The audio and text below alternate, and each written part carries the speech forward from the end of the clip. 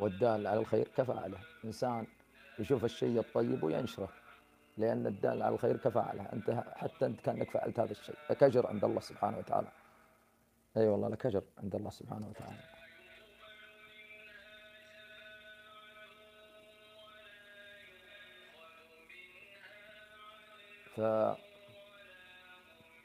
فدائما إبليس يعني يجي للإنسان يقول لا تنشر ولا تحط ولا لا، هذا كله إبليس ترى، هذا كله مداخل من إبليس. واحد يحذر من إبليس العدو الرجيم. يعني تشوف شيء طيب، شيء فيه فائدة للإسلام والمسلمين، ويرفع عزيمة الأمة، ها، ويعني في خير للأمة والإسلام، الواحد ينشره. لكن الشيء اللي ما هو كويس، الشيء اللي يضر المجتمع ويضر الأمة الإسلامية، الواحد يبعد عنه، لا ينشر، لأن الله سبحانه سوف يحاسبك عن هذا النشر. وكل من يتفرج فيه، كل من فهمت، كل أبوها سيئات جارية، سيئات جارية عليك، يعني جارية في الدنيا عليك قبل موتك، وإذا مت فهي جارية عليك كذلك بعد موتك. فدائما الإنسان يا أخوان لا ينشر، يحاول إلا شيء يرضي الله سبحانه وتعالى، يرضي الله سبحانه وتعالى. هذه مجرد نصيحة. لأن إبليس يجري في ابن آدم مجرى الدم، يجري مع الدم، وهو اللي يعني ايش، يدعس الناس، وهو اللي يحبط الناس، وهو اللي يكسل الناس، عدو الله. واخذ العهد عند الله، قال وعزتك لأغوينهم أجمعين. حتى إبليس يعظم الله، كل شيء يعظم الله، حتى إبليس يقول وعزتك، يعني تعظيم لك يا الله، تنزيها لك يا الله مما لا يليق بجلالك وعظمتك. إبليس يقول وعزتك، يعني تعظيما وتنزيها لك يا الله، لا أغوينهم أجمعين. فاستثنى بعدها قال إلا عبادك منهم المخلصين. المخلص ما يقدر له إبليس، إبليس ما يقدر له، إن عبادي ليس لك عليهم سلطان. فدائما يا أخوان إبليس تراه معنا، يشاركنا في كل شيء في حياتنا الاجتماعية والدينية والعملية، يشاركنا في كل شيء إبليس. نعم، نعم. واستفزز من استطعت منهم بصوتك واجلب عليهم بخيلك ورجلك وشاركهم في الأموال والأولاد وعدهم وما يعدهم الشيطان إلا غرورا. يشاركنا في أموالنا، في أولادنا، يشاركنا في كل شيء، في طعامنا، في شرابنا، في دخولنا في البيت، يشاركنا في كل شيء. فدائما يا أخوان إنكم تتخذون هذا إبليس عدو لكم، لا تتخذون صاحب. لأن الله عز وجل يقول إن إبليس كان من الجن، والله عز وجل يقول إنما يدعو حزبه ليكون من أصحاب السعير. والله عز وجل يقول إن الشيطان لكم عدو فاتخذوه عدو، إنما يدعو حزبه ليكون من أصحاب السعير. دائما الله يحذرنا سبحانه جل جلاله من إبليس وأعوانه وإخوانه وأتباعه وأشكاله. الله عز وجل يحذرنا. الله عز وجل يقول يا بني آدم لا يفتننكم الشيطان كما أخرج أبويكم من الجنة. من أبوينا؟ حواء وآدم، كانوا في الجنة.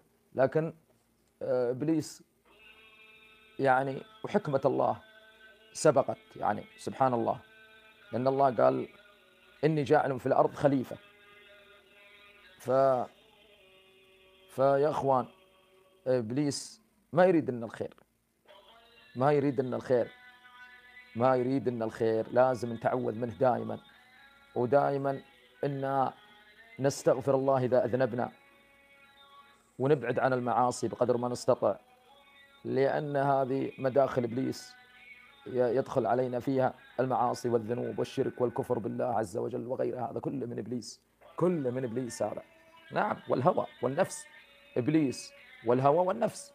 الله عز وجل يقول وقال الله عز وجل بسم الله الرحمن، أعوذ بالله من الشيطان الرجيم.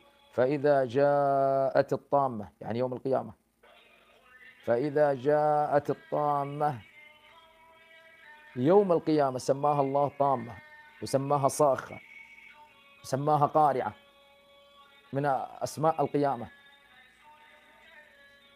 يوم يتذكر الإنسان ما سعى. يتذكر الإنسان ما سعى وش سوى في دنياه، هل خير ولا شر، إيش قدم في دنياه. فإذا جاءت الطامة الكبرى، سماها الله الطامة الكبرى لأنها هي القيامة. قال الله فإذا جاءت الصاخة، والله عز وجل يقول القارعة. ما القارعة؟ اللي تقرع القلوب وتخلع القلوب. لا إله إلا الله. الله عز وجل يقول فإذا جاءت الطامة الكبرى يوم يتذكر الإنسان ما سعى. يوم يتذكر الإنسان وش سوى في دنياه، هل خيرا فخيرا فيجزى على الخير، وإن كان شرا فشرا ويجزى على الشر. فأعد يا أخي للسؤال جوابا. فإذا جاءت الطامة الكبرى يوم يتذكر الإنسان ما سعى. طيب وبعدها وبرزت الجحيم لمن يرى. إيش معنى برزت؟ يعني قربت. برزت قربت. وبرزت الجحيم لمن يرى. فأما من طغى وآثر الحياة الدنيا فإن الجحيم هي المأوى. وبعدها وأما من خاف مقام ربه ونهى النفس عن الهوى فإن الجنة هي المأوى. لأن معك نفس يا عبد الله، معك نفس وهوى ومعك شيطان. فإذا أنت تغلبت على الشيطان والهوى والنفس فأنت فزت بمرضاة الله. قال الله عز وجل ومن خاف مقام ربه جنتان. تخاف الله وتخاف مقام الله لك جنتين، ما هي جنة، جنتين. لا إله إلا الله، لا إله إلا الله. فيا أخوان، بعض الناس يراقب المخلوق ولا يراقب الخالق، يخاف من المخلوق ولا يخاف من الخالق، والخالق ينظر إليك ويراك وأنت تبارز بالمعاصي والذنوب ليلا ونهارا، نهارا وليلا. ترى الله خلقنا لأمر عظيم. ما هو الأمر العظيم؟ قال الله جل وعلا وما خلقت الجن والإنس إلا ليعبدون. خلقتك في هذه الدنيا للعبادة. وما خلقت الجن والإنس إلا ليعبدون.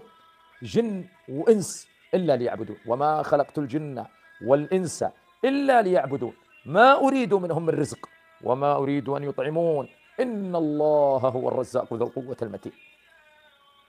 فيا عبد الله، يا عبد الله، يا أمة الله، عدوا للسؤال جوابا. والله سوف تتجرد من هذه الدنيا، والله سوف تتجرد من هذه الدنيا إلى الواحد الأحد المنزه عن كل عيب ونقص لا يليق بجلاله ولا عظمته. والله سوف تتجرد من هذه الدنيا إلى الواحد الأحد الفرد الصمد المنزه عن الولد والشبيه والمثيل والنظير والند، ليس كمثله شيء وهو السميع البصير.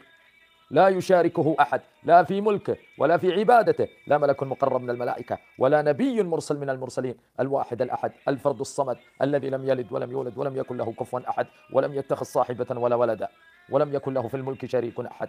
والله سوف نقف أمامه متجردين من هذه الدنيا، والله سوف نقف أمامه. فأعد يا عبد الله للسؤال جوابا، أعد للسؤال جوابا يا عبد الله. والله وبالله وتالله إني لك من الناصحين، وإني أبغى لك الخير كما أبغى النفسي الخير، كما أبغى النفسي النجاة من النار أبغى لك النجاة من النار. فهذه نصيحة، وأنت بكيفك سوى اللي تبغى وافعل اللي تبغى، لكن تذكر لحظة، تذكر لحظة سوف تمر علي وعليك وعلى الصغير والكبير والذكر والأنثى والملك والوزير. والله سوف تمر علينا هذه اللحظة وهي عند السكرات، سكرات الموت. يا إما يهان المرء أو يكرم، يكرم أو يهان عند الموت. نعم يا عبد الله، فأعد السؤال جوابا، واتق الله عز وجل وخاف الله سبحانه وتعالى. ترى وراقب الله، ترى الله يراك، الله يراك، الله يراك. والله العظيم انك في قبضة الجبار. وهذه نصيحة. ترى اليوم بعض الأول كانوا يقولون النصيحة يشترونها بفلوس، والله يأخذونها بفلوس أول، والله بفلوس. لكن الحين تجيها النصيحة بلاش ونسأل الله السلامة ولا يقبلها. إيش صار في عقولنا يا ناس؟ إيش صار في عقولنا يا ناس؟ غرتنا الدنيا، غرنا الثراء، غرتنا البهرجة. ترانا والله سوف نقف أمام الله، والله سوف تقف أمام الله. والله يا جنة عرضها السماوات والأرض، يا إما نار قعرها شديد وحرها بعيد ومقامعها من حديد. والله والله هو اختبار واحد، والله ما في اختبار بعد ما في اختبار ثاني، هو اختبار واحد، واحد اختبار. إن نجحت فنجح ما بعد رسوب، وإن رسبت فرسوب ما بعده نجاح. حتى منهم يقولون لربهم: ربنا أخرجنا، ربنا غلبت علينا شقوتنا فإن عدنا فإنا ظالمون. قال: اخسأوا فيها ولا تكلمون، فيبكون دمع، فتنقطع الدموع، فيبكون دما، ويكون كالأخدود لو سيرت فيها السفن لجرت. الله أكبر يا عبد الله، يا عبد الله، الأمر خطير جدا، لا تستسهله. ترى الوقوف أمام الله شيء صعب، صعب جدا، والله والله شيء صعب، شيء صعب جدا الوقوف أمام الله. لا تخرج يا عبد الله من الدنيا إلا وربي راضي عنك، إلا ربي راضي عنك سبحانه وتعالى. لا تنشر إلا الخير، وقدم الخير للإسلام والمسلمين، وابشر بكل خير. لا تبعد عن الله، ترى الله يراك، الله ما يخفى عليه شيء. الله يا أخي هو الخالق، يا أخي هو الخالق، هو من اللي خلقنا؟ من اللي وجدنا في الدنيا؟ أصنام، أبقار، أشجار، أضرحة؟ لا والله، بل لا تحيي ولا تميت. لها أيدي لكن لا تبطش، لها أرجل لكن لا تمشي، لها آذان لكن لا تسمع، لها أعين لكن لا تبصر، ولو سمعت ما استجابت. كيف تتخذون إله من دون الله؟ الخالق اللي خلقنا وجدنا في الدنيا وإحنا ضيوف عنده وإحنا على أرضه، فهو الله جل جلاله الواحد الأحد. السماء سمائه، والأرض أرضه، والحياة حياته، والموت موته، وكل شيء هو الخالق، هو الخالق. له من في السماوات ومن في الأرض. إحنا ما لنا شيء، إحنا ضيوف، هو مضيفنا عنده في أرضه، هو مضيفنا في أرضه. ترى ما لنا شيء والله، جيت منها ما معك شيء، وبتخرج منها ما معك شيء.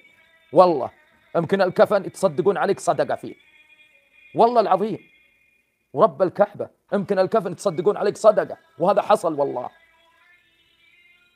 زي بعضهم يقول أملك وأملك، وإيش تملك؟ وإيش تملك؟ الكفن والله العظيم إنك صدقة يجيك، بعضه والله العظيم صدقة. كل أموالك ذي وفلوسك ذي تحاسب عنها أمام الله. يقول النبي عليه الصلاة، هذه غير الأسئلة في القبر، هذه غير الأسئلة في القبر: من ربك ومن نبيك ومن دينك ومن الرجل الذي بعث فيكم. المؤمن يقول: ربي الله الذي رباني بنعمته وما لي رب سواه. هذا المؤمن. ويقول: قالوا له: من نبيك؟ يقول: نبي محمد عليه الصلاة والسلام. من دينك؟ ديني الإسلام، لأنه عاش على الإسلام ومات على الإسلام، وعرف وكان ربه الله، ما كان ربه الهوى والشيطان والدينار. نعم، فكان هذا المؤمن يقول هذه الثلاث الأسئلة في القبر، لكن فيها 4 أسئلة. 4 أسئلة. أنا بصدمك اليوم، أنا أبصدمك. 4 أسئلة فيه ترى من غير هذه. وشنو يقول النبي عليه الصلاة والسلام؟ ما تزول قدم عبد إلا يسأل عن 4: عن ماله، منين اكتسبه، وش انفق فيه. مالك ايش انفقت فيه، منين كسبته من حلال ولا حرام، وش انفقت فيه. وعن علمه، ماذا عمل به. وعن شبابه، فين افناه، ريعان الشباب، زهرة شبابك وين افنيته، هل في الحرام ولا في الحلال. وعن عمرك اللي عمرك الله 60 40 50 100، اللي هو وين قضيته عمرك، هل في السفريات، في الحرام، ولا في طاعة الله وفي المساجد وفي حلق الذكر والخير. سوف نسأل أمام الله، سوف نقف أمام الله، والله سوف نقف، والله سوف نقف.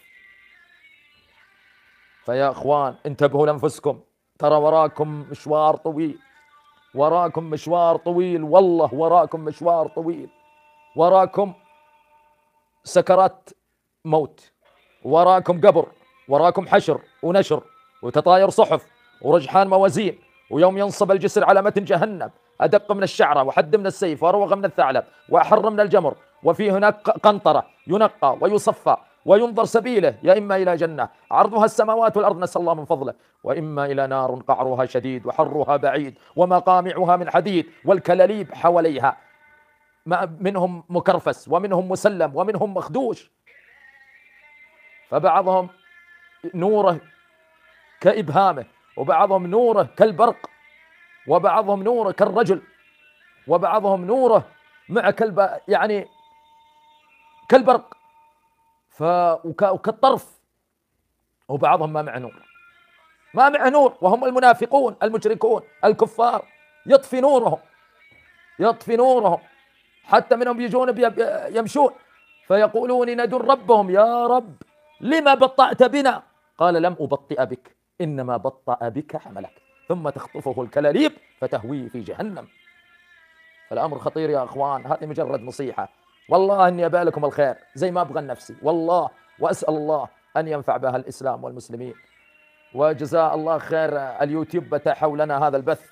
شكرا يا قناة اليوتيوب، يا شركة اليوتيوب الرائدة الطيبة المباركة، إن الواحد يقدم طيب حاجة طيبة. ولكن أنا أقول البثوث لازم استخدموها في طاعة الله، لا تستخدمونها في السب، ولا تستخدمونها في الشتم، ولا تستخدمونها في الأشياء الجنسية وغيره، لا، استخدموها فيما يرضي الله. والحمد لله أنهم قائمين على هذا اليوتيوب، يعني رجال خلف الكواليس زي ما يقولون، أسود خلف الكواليس، ويشوفون اللي يعني بث ما هو كويس فيوقفونه. فإحنا نبث إن شاء الله شيء طيب للناس، ونسأل الله أن يصل للناس. وأسأل الله عز وجل بأسمائه الحسنى وصفاته العلى واسمه الأعظم أن ينفع بها الإسلام والمسلمين، وأن يجعلها في ميزان أعمالنا وحسناتنا. سبحان ربك رب العزة عما يصفون، وسلام على المرسلين، والحمد لله رب العالمين. وصل اللهم وسلم على نبينا محمد وعلى آله وصحبه أجمعين، وآخر دعوانا أن الحمد لله رب العالمين.